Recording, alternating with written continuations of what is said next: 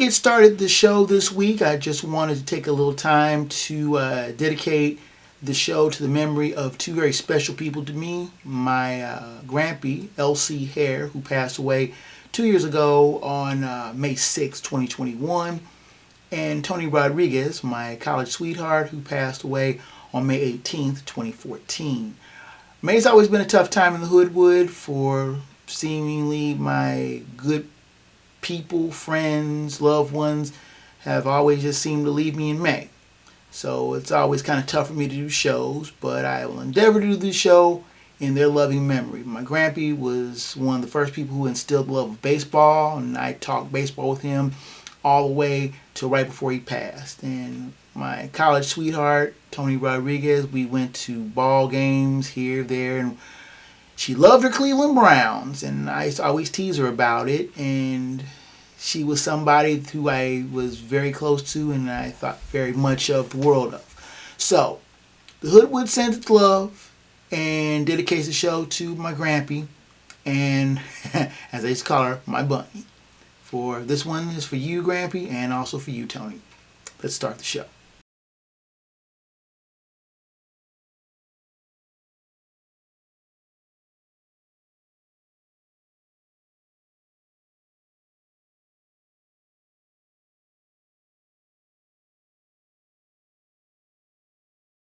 Heads up, because you are in the Hoodwood.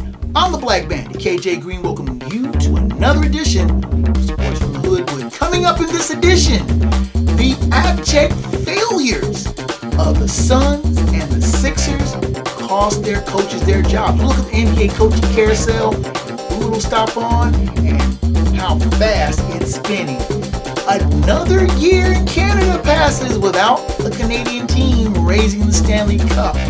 We'll look at the failures, speaking of the Canadian teams to end the now 30-year Canadian Stanley Cup curse. Could we see the collapse of the ACC? We'll look at what teams want to bail out on the long-standing conference. The Commanders have been sold. Not really, not yet. We'll look at the transaction and who could be in line to buy and make one of the biggest purchases in NFL history. We'll look at the Hoodwood Hot 5 top teams, or I should say players, that will make the biggest impact in the NBA Conference Final. We'll have Phat Dap-Head slapping up bevy of sports takes and information. I know, I missed a week. May is always tough as an outline. Sports from the Hoodwood. Put on your crash helmet, buckle your seatbelt, and get ready. Here we go.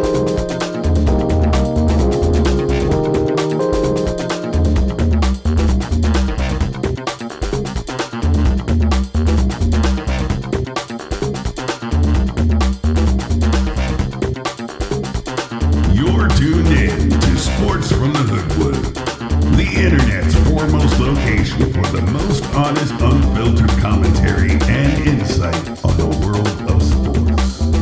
Now, once again, here's Hoodwood's hometown hero, KJ Green.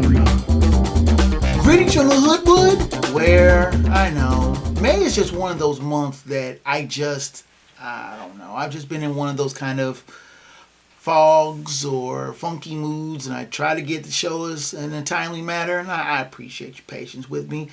Things have been kind of crazy in the Hoodwood. If you haven't heard, things have been a little bit on the rough side, job-wise. It's just been a bunch of transition, but that's neither here nor there. I appreciate you coming through. If you're watching on YouTube, welcome. Appreciate your patronage. Smash that like button. Hit the subscribe button. It's always appreciated. If you're checking out the podcast on various platforms and podcast providers, I welcome you as well. Again, your patronage is always welcome. Hit the like. If you have any comments or questions, send me an email via the podcast, via YouTube. Make comments. I appreciate every bit of comments that I get sent. So, let's start off, leading off with the NBA. The Suns, the Sixers, they're both out, and so are their coaches.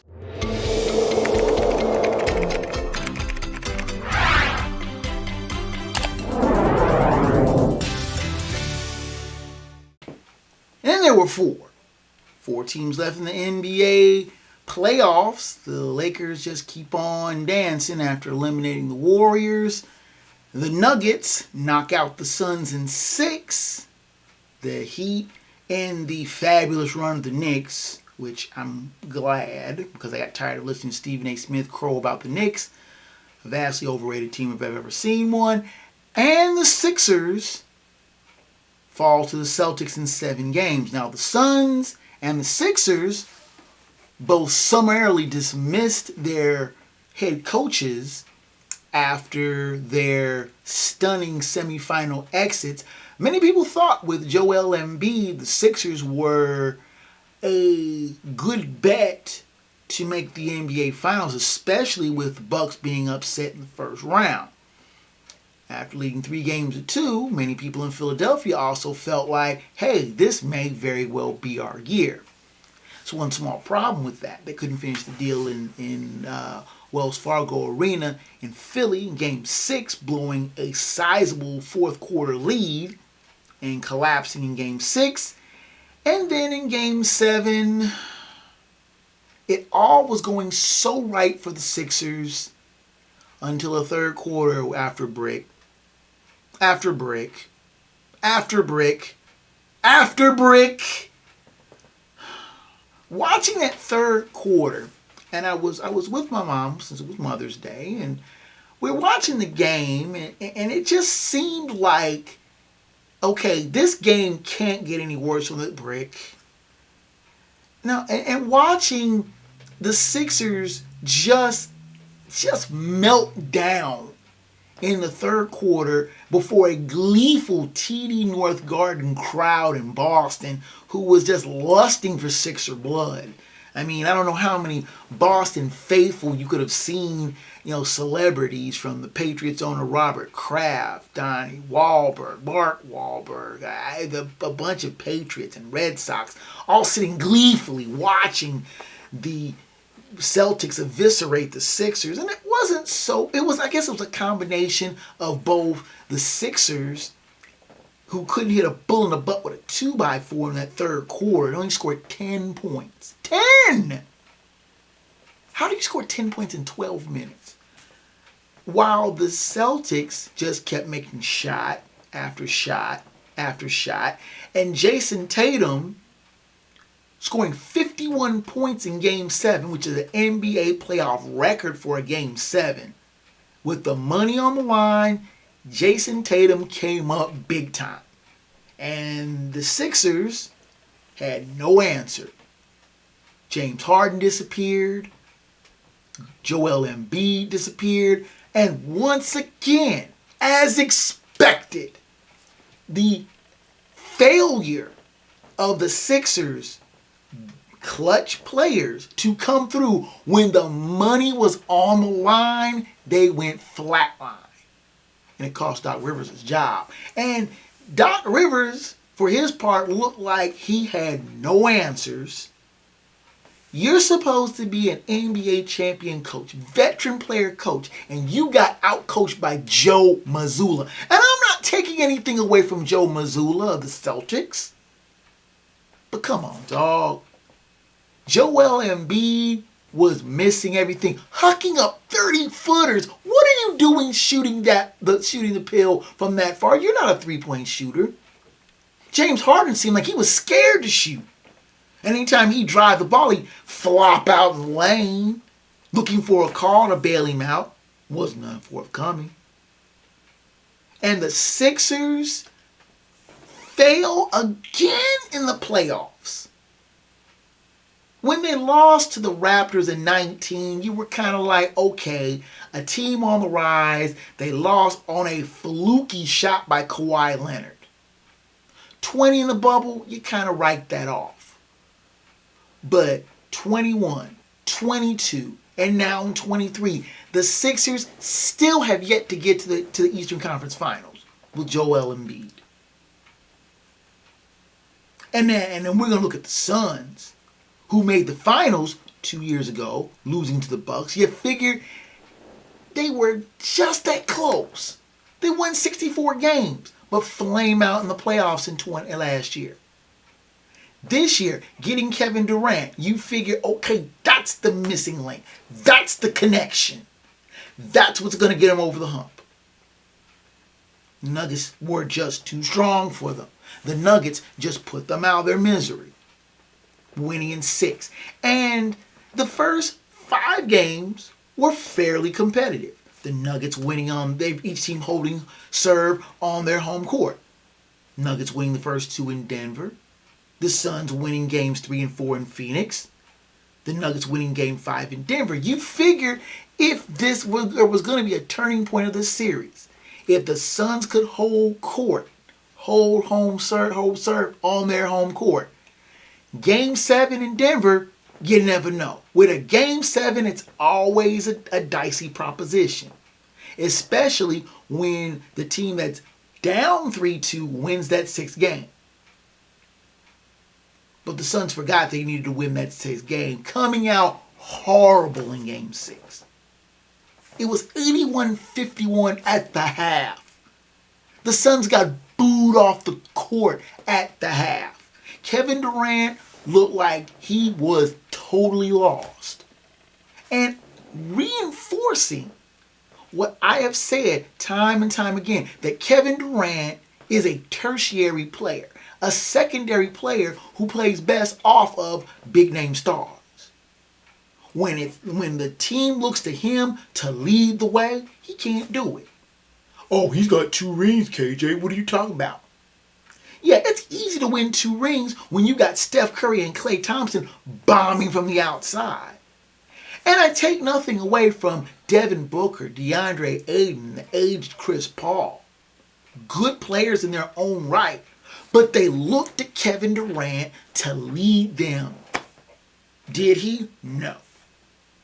He flamed out when the team needed him the most. And the Nuggets gleefully took advantage of him and ran the Suns out of their own building. And it cost Monty Williams his job. Now, the coaching carousel is spinning round and round. But there are a lot of big jobs that are available. Good teams. We're not talking about dreadful teams. I mean, yeah, the Pistons are looking for a new coach. Good luck with that. But you got the Suns, solid team, looking for a coach. The Sixers, I'll give them the benefit of the doubt with Embiid, solid team. The Bucks ran Mike Budenholzer out after their first round failure. You look at it over the last 7 years, the last 7 title holders, only Steve Kerr of a title winning team still has his job. Ty Lue's been long gone from Cleveland. And of course, we talked about Kerr. Nick Nurse got run out of Toronto this year. Mike Budenholzer got run out from Milwaukee. And you're looking at these teams. I can't even think of the Lakers coach now, but there's another one that got just run out of LA. There have been so much turnover of coaches over the last 7 years, and winning a title doesn't guarantee you long-term job security. It used to be, if you won a title, cuz you'd have to buy a drink in that town for a while. But if you go all the way back, 12, 13, the coaches that have won titles with its respective teams, they're all gone. And the turnover is just frightening. I mean, it could be a real possibility that Doc Rivers could end up in Phoenix and Monty Williams could end up in Philly. Kelvin Sampson, that criminal, might end up in Milwaukee. Now, you talk Milwaukee, but he has ties to Milwaukee. When he had his show cause, when he couldn't coach in college, he was assistant coach for the Bucks for a while. He could end up in Milwaukee. Could that be a decent fit? Possible. The NBA coaching carousel is spinning very, very fast. I'm getting dizzy.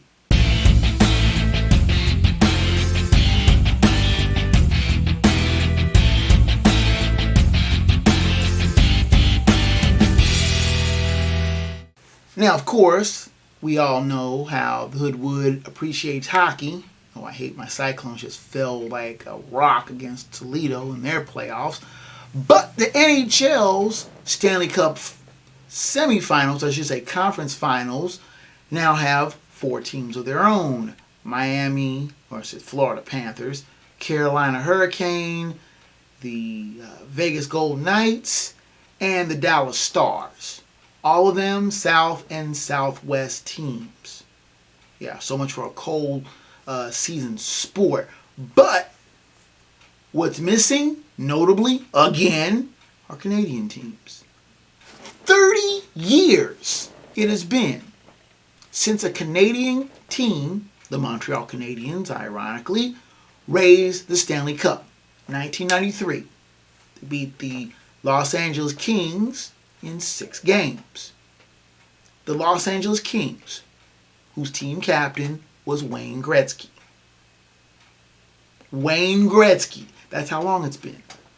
When Barry Melrose was still a coach and not the loud suit-wearing, mullet-wearing hockey expert for ESPN. Was that long ago. How long ago has it been since a Canadian team has won the Stanley Cup? There have been 8 teams added to the NHL. The Florida Panthers, who are in the Eastern Finals, were just about to come online. Their opponent, the Carolina Hurricane, they were the Whale. The Whale, baby! Hartford. They were still in Hartford, a few years away from moving. Vegas. Vegas is only in their fourth, 5th year in the NHL. No. And the Stars were still in Minnesota, getting ready to move to Dallas. All 4 teams that are in the semifinals of the Stanley Cup, the conference finals, did not exist when the NHL's last Canadian-based team won the Cup. Columbus, Minnesota, Atlanta Thrashers, they moved to Winnipeg. The Winnipeg Jets have moved to Phoenix. You've got teams in Vegas, Seattle, the Crackheads, the Kraken. All of these teams have come online since a Canadian team has last won a Stanley Cup.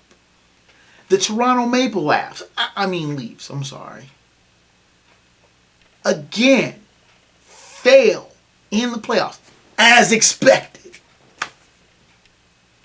And the funny thing is I know a lot of Toronto Maple Leaf fans, and they were all telling me, this is our year, KJ.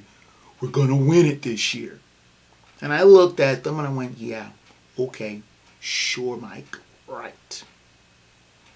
Canadian teams, abject failure every year. And people say, well, there's because there are fewer and fewer NHL teams that are in Canada. Vancouver, Calgary, Edmonton, Ottawa, Toronto. Am I missing somebody? Oh, Montreal. Oh, and Ottawa. 7 teams. Fully 25% of the NHL. And they're spread across East and West. But you're telling me only 3 teams from Canada made the Stanley Cup playoffs. Canadians have there's been a while since they've been a serious contender for the Stanley Cup. Vancouver fell flat after a promising last couple of years. Calgary, another flame out. Edmonton played decently, but they too came apart when was needed. Winnipeg, not ready. Toronto. And Ottawa, the Sens, are you serious? The abject failures again and again of Canadian teams. And they sit back and whine. Well, this isn't real hockey. You've got these teams in the Southwest and South that are playing for the Stanley Cup every year. It's Canadian sport. Why aren't Canadian teams better equipped? Because you don't have the legendary coaches. You know, you don't have the Glenn Sathers. You don't have the Scotty Bowmans. Hell, you don't even have... Hell, they even take Mike Keenan at this point. But those strong coaches that coached in Canada and time again brought these great teams, the great Edmonton teams, the great Canadiens teams. Hell, even Calgary back in '89, great teams. Vancouver kept getting close. And you know what? I stand corrected. I said that the last Canadian team to make the Stanley Cup Finals was the Edmonton Oilers. I stand corrected. It was the Vancouver Canucks. I remember when they played Boston back in 2014 and lost. And we're not even going to get into why the Senators can't even get nowhere near the finals. And the Maple Leafs, they haven't been to the Stanley Cup Finals. They haven't been to the Stanley Cup Finals since 1964.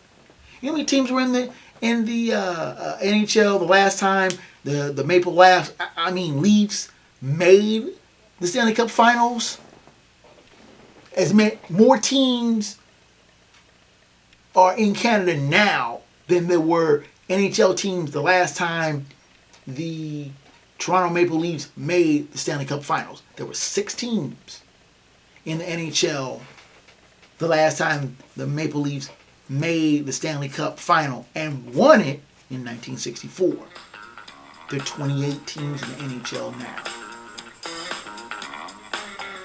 Let's take time out. Come back and we'll take a look at college ranks. Are we going to see the demise of the ACC? Could happen. You say no way, but there are teams that are looking to make an exit from the ACC. It's a real possibility. Of course, Hoodwood continues after this. Is today your last day on Earth because you are being deployed to space tomorrow? Have you just turned 18 and you're ready to get out of your parents' house? Has your granddaughter gotten her boyfriend pregnant? Whatever your reason, you need us at GottaGetMarriedNow.com. We specialize in last-minute weddings. Active duty, military veterans and retired discounts are available. Visit us at GottaGetMarriedNow.com.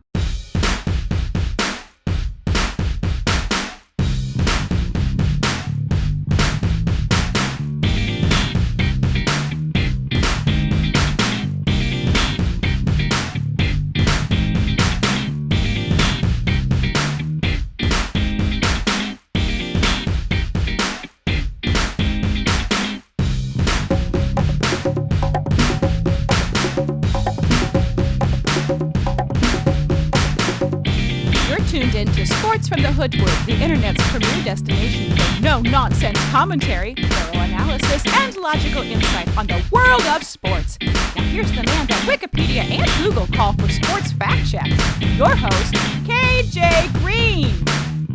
You're back in the Hoodwood, and I was doing some research, as I have a tendency to do. I do actually read up on some things here and there, and the Atlantic Coast Conference is just recently celebrated its 70th anniversary or birthday or whatever you would like to call it. The venerable old conference, made up of an amalgamation of the Southern and some other like loosely fit configurations of teams, came together in 1953 with the legendary coaches Everett Case and Frank McGuire, forming with other schools to make one of the premier athletic conferences in the country. Now, ACC basketball has long been regarded as blue blood. ACC tournament hasn't had a public sale of tickets for its basketball tournament in almost 60 years. Now, in 2012, the ACC poached teams from the then Big East, considered one of its main rivals, taking Syracuse, Pitt, Boston College, and Virginia Tech from its ranks to strengthen their conference. Louisville was the last team to jump from the then Big East, well then the forming the American, and then they jumped to the ACC. Just in the last 5 or 6 years, they moved to the ACC in 2014. But these teams joining what was considered one of the so-called Power 5 conferences. Now, of course, one of the other teams that sit on the fringe of the ACC is a more or less a full member, except in football, Notre Dame. Now, these 15 teams have, guarded each other's back, but all the while still trying to stab each other in the back. There's notable rivalries and hatreds in this conference that run long and deep. Florida State, Miami being one of them.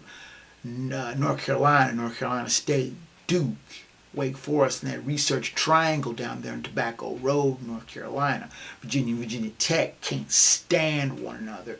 And then to a lesser degree, teams like Syracuse and Boston College still hold their grudge matches from the old Big East days. But the ACC, as it stands now, is splintering because of, imagine that, TV rights. Everyone now looks at the SEC and to a lesser degree the Big Ten.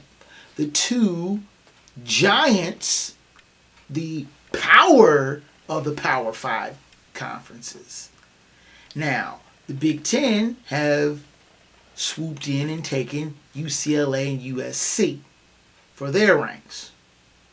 Big Ten, I'm not even going to try to get into that. We'll get into that in another discussion. The ACC once was swooping up and snapping up teams left and right. But now the conference has gotten unwieldy. And there are teams, the so-called Magnificent Seven, North Carolina State, Miami, Florida State, Clemson, Virginia, and Virginia Tech, that are looking to break away from the ACC. Teams like Florida State, Miami, and Clemson are looking at the SEC going, would you want us? And the SEC, of course, they're just eating them all up. Come on. The SEC is the next conference I'm waiting for a splintering.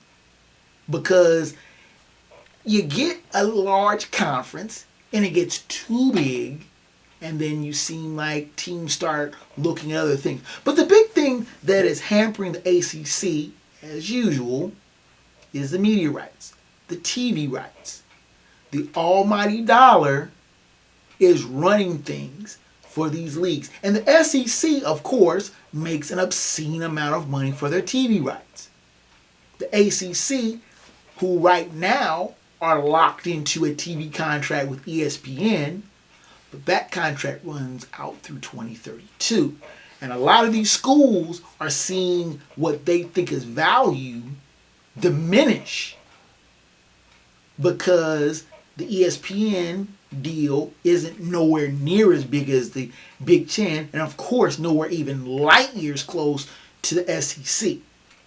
Then you have other conferences like the Big 12 and the Pac-12 who are scrambling to try to just keep their heads above water financially. And the ACC sinking under its own weight by the unwieldy nature of the teams. Now you have half of the conference wanting to look elsewhere. Then you have teams like Louisville, Pitt, Syracuse, BC, Duke, Wake Forest, Georgia Tech, and Notre Dame that are kind of left going, what do we do here? The Big 12, once left for dead 24 months ago, now is sitting back going, we'll wait. This conference falls apart, we'll just grab what's left.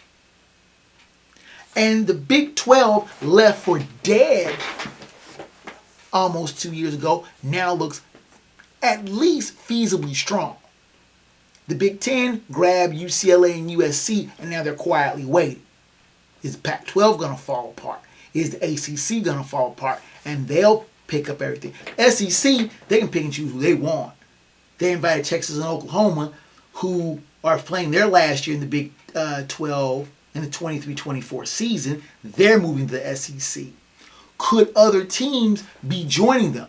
Clemson, Florida State, Miami of Florida. Could be. SEC could have 20 teams this time 2 years from now. The ACC, once considered one of the stronger conferences media-wise and sports-wise, may come apart at the seams within the next 6 to 12 months, if not sooner.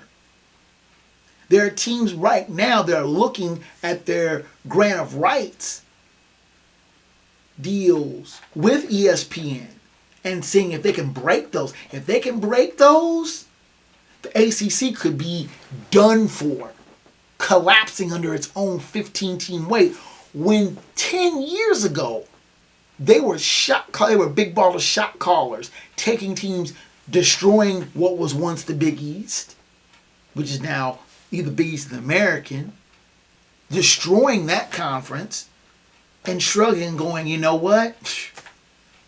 Big baller shot caller, you can do that. Now all of a sudden, they're collapsing under their own weight, and they may go the way of the Big East, a conference that they picked on a decade earlier. It's going to be interesting stuff, to say the very least.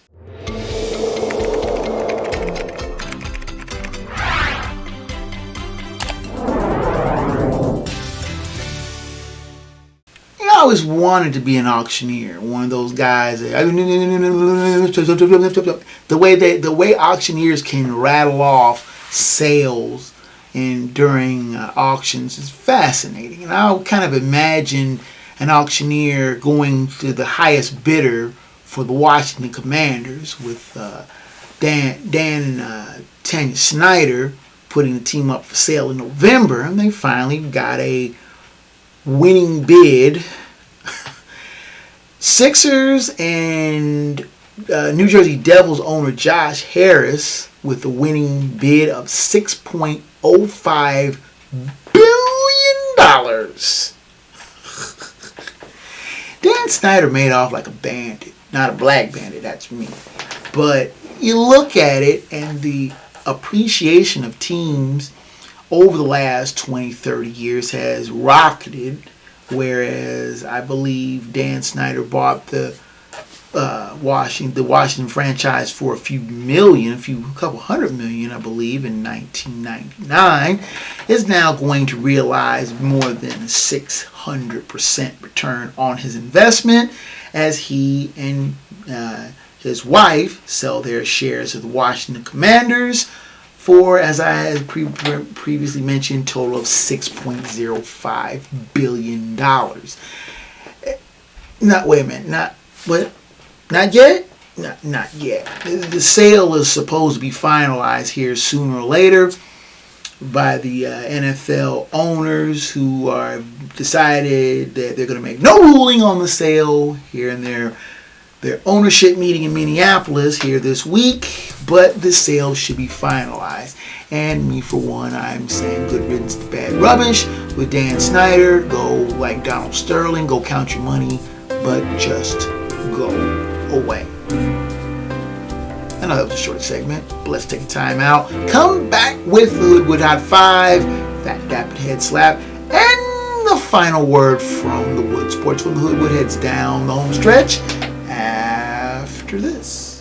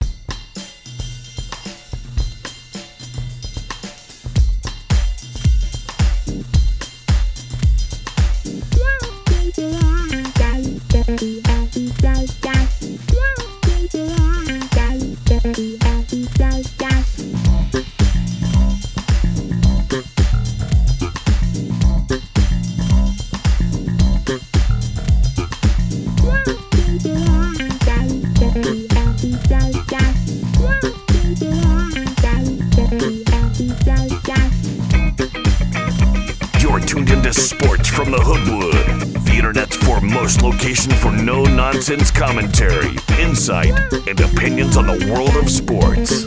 Here now live in living color, black by popular demand, your host, KJ Green. Rounding third and headed for home here in the Hoodwood. Let's finish up strong with the Hoodwood Hot 5, Phat Dap-Head slap, and the final word from the wood. The Hoodwood Hot 5 topic this week, the 5 most impactful players on the NBA Conference Finals. Now, the Conference Finals are underway as we shoot this show. And right now, the Lakers are down 1-0 to the Nuggets, while the Heat stole game 1 in Boston. But let's look at the 5 players I feel will have the most impact on the conference finals. Number 1, of course, is LeBron James. I know LeBron is aged. I know LeBron has been seemingly playing the game forever, and he has lost a step, but he still can play, and he still makes an impact. Now, can he reach back for that extended magic over a course of 2 more series? I still think this may be his most improbable title. If he can win a second title in Los Angeles, he's already been one of the rare players to have won 3 championships, a championship with 3 different teams. This might be his most improbable one, and doing it with the Lakers outside of the controlled atmosphere of the bubble might be interesting for him to have won, and that would have been his 6th NBA title. And who would he have matched? Some guy named Mike? No. That would be his 5th title. 2 with the Heat, 1 with the Cavs, and it would be his 2nd. But he's getting up in rarefied air. Not Bill Russell rarefied, but rarefied enough. Our number 2 impact player of these conference finals is Anthony Davis. Which Anthony Davis will show up? That is the $64 question. The Anthony Davis that showed up and showed out against the Warriors, if that player shows up, oh boy, the Lakers will be a tough team to deal with. Now, I will give him credit. He held his own against Nikola Jokic in game 1 of the Western Conference Finals. The Lakers lost. The Lakers are going to need big performances like that on a consistent basis. Now, the Lakers lost by 6 in game 1. If Anthony Davis continues to play his best, LeBron James continues to play his best, the Lakers can steal a couple of games in this Western Conference Finals. Do I think they'll win? To be perfectly honest, no. But an Anthony Davis at his top form gives the Lakers better than a puncher's chance. And if he pulls out one of those crazy games like he has a tendency to, and the Nuggets come out flat, I don't know. Things could be weird. I've seen crazier things. Our number 3 impact player, and I'm not grading these on, most impact to least impact, but these are just 5 players I figured will have the most impact on the conference finals, is Jimmy Butler. I'm sorry. I still refuse to be sold.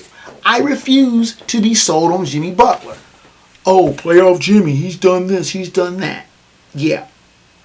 But I'm still waiting for the inevitable meltdown of Jimmy Butler, delving back into that selfish me-first attitude that has burned teams in the past. And his meltdowns and self-destructions have been done in Chicago, they were done in Minnesota, they were done in Philly, and they've been done in Miami. I am not convinced that Jimmy Butler can win a title in Miami. I just refuse to believe it. And I'm just waiting for that inevitable meltdown. I'm waiting for that inevitable self-destruction. It's gonna happen. It's not a question of if, it's just a question of when. Our number 4 impact player is Nikola Jokic. Now, many people thought the Joker got jobbed in the MVP vote, that he, not Joel Embiid, should have won the MVP. I am one of those people. I think the Joker is one of the best players in the NBA, bar none. His 34-21-14 line in Game 1 against the Lakers was absolutely obscene. Sick. Can he carry the Nuggets all the way to the title? That is still the big question. I think he has stepped his game up. Now, can he do it 3 more times in the Western Finals?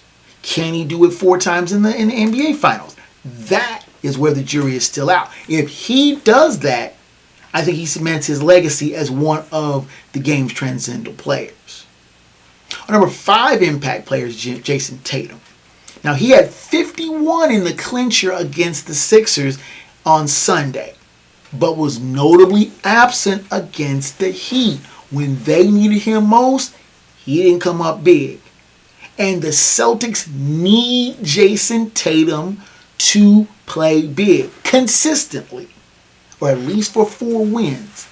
Miami's already stolen 1 game in Boston. They go down 0-2. Not looking good for Gang Green and going after their 18th title.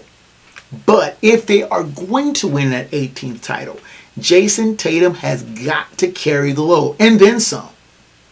That's my Hoodwood High 5. What's yours?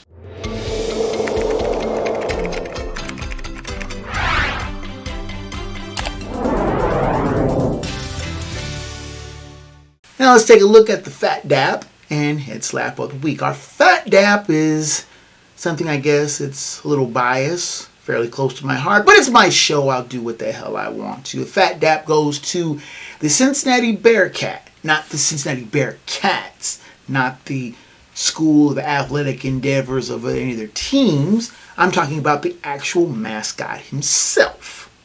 Yes, that is a picture of me and the Cincinnati Bearcat. I am a big fan. He is nominated for the College Mascot Hall of Fame. No kidding. Hall of Fame. Now, I admit I'm a little biased, having been around UC athletics for the better part of 30 years, but if there are any types of mascots that have more energy, more just silliness, more just craziness, and look at me, and can slightly distract from what's going on the field, but always never detracting from it, but always a good symbol of the university, it's the Bearcat. And there have been a number of people who have played the Bearcat over the years, and they've all done it with an energy and a fire and a fervor and a love for the school and the red black. I am very, very proud to be an alumnus of the school, and hope that the Bearcat is selected to the Mascot Hall of Fame. I'm thinking Mascot Hall of Fame. There is actually, but if you think about great mascots, the chicken, the Philly Fanatic, the gorilla, Boomer, the Nutty Pacer Panther. I mean, these are like legendary mascots. To put the Bearcat in with them, that's big names. I hope the Bearcat wins it. Phat Dap to the Cincinnati Bearcat. Best of luck, and I hope you get in. Best of luck on the nomination, and I hope you get in. Our Head Slap of the Week. It's too easy. Just too easy. Now, Hoodwood is notorious for its loathing of Ben Simmons. And Ben Simmons decided he wanted to troll the Sixers after their evisceration by the Celtics. Now, Ben Simmons, who used to play for the Sixers, now allegedly plays for the Nets when he's not over or something of that nature. He sent a Twitter picture of him feet up watching the Sixers lose to the Celtics, and he's throwing shade. My question is, Ben Simmons, what is your team doing right now? What are you doing right now? Oh, that's right. The Nets are out, and you're not playing. And your shot calling, rule of Hoodwood, those with no game should not shot call. Ben Simmons gets the Head Slap of the Week from the Hoodwood. Simmons, you really should keep your mouth shut. Now, without much further ado, let's go to the final word from the Wood.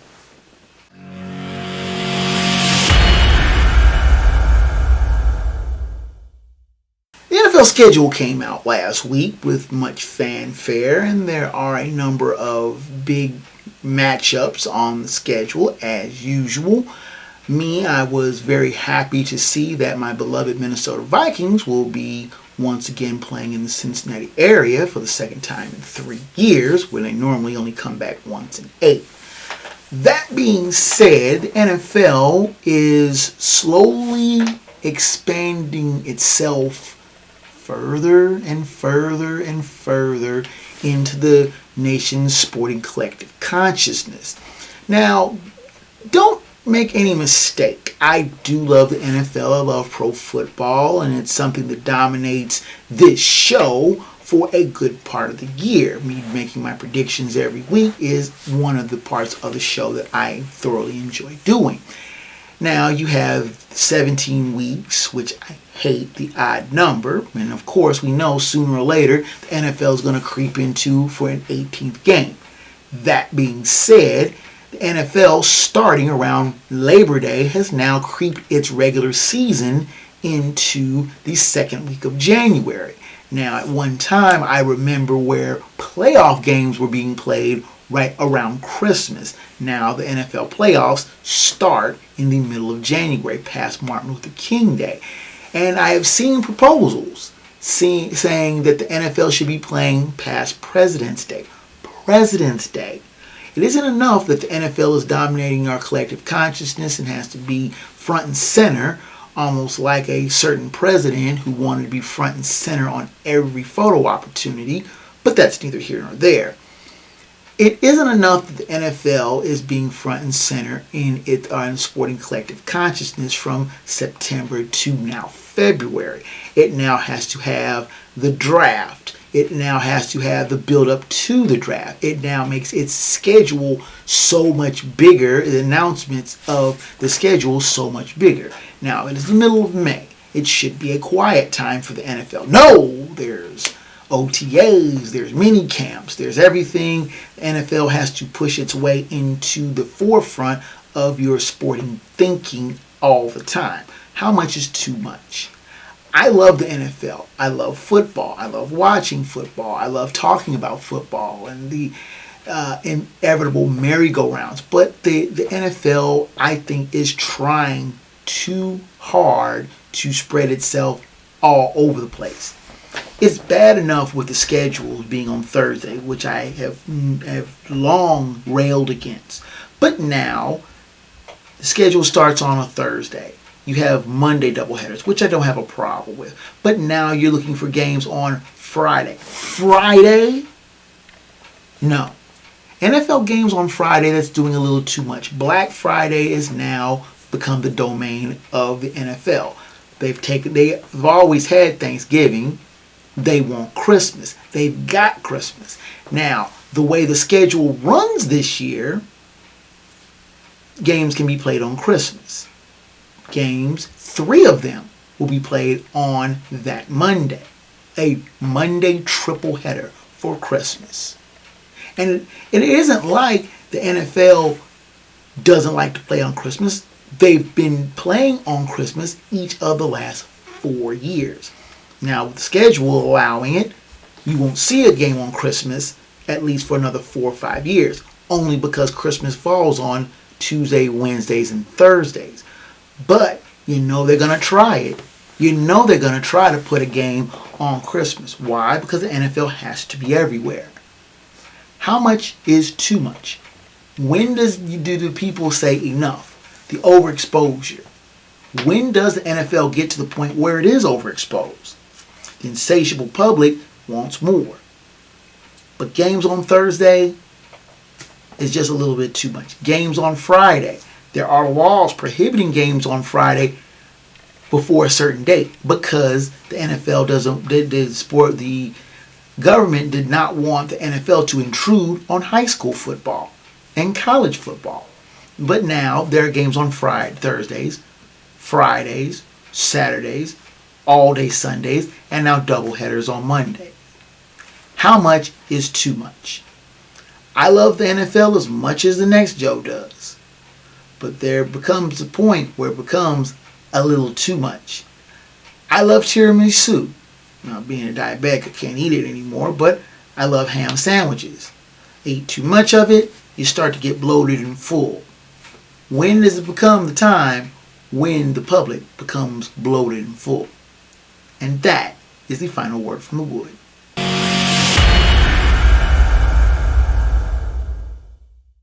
Now with the music coming up in the background, you know that means that your time here in the Hoodwood is just about done, and I thank you so much for your visit. Now the show's email is kjgreen@sportsfromthehoodwood.com. Send emails regarding show topics, both past and future, questions, comments, and both show praise and criticism. Welcome your correspondence, and we'll try to get back to you in a timely manner.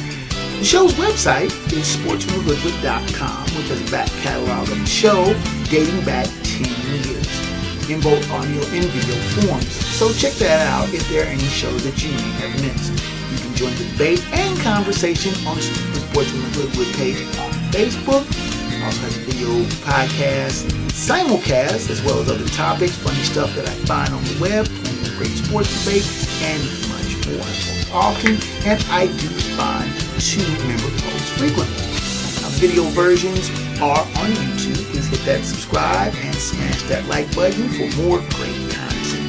The link to the shows is also on the Twitter feed at Hoodwood Sports with a host of other interesting stuff there. The show can tweet back, so like and follow there as well. The audio version is on Spotify, Amazon Music, Stitcher, Google Podcasts, iTunes, and Apple, and a host of other fine podcast platforms and providers. If the Hoodwood is not on your favorite, ask for it. Drop me a line, and I will do my best to get that on your favorite provider. As always, special thanks to Rave Pictures for providing production assistance to the show on the website. And that is it from the Hoodwood, fellow sports fans. Ladies and gentlemen, boys and girls, until next time from the Hoodwood, I'm KJ Green. Sports from the Hoodwood Is a Black Bandit Productions and Enterprises presentation. of a 551 audio and films production.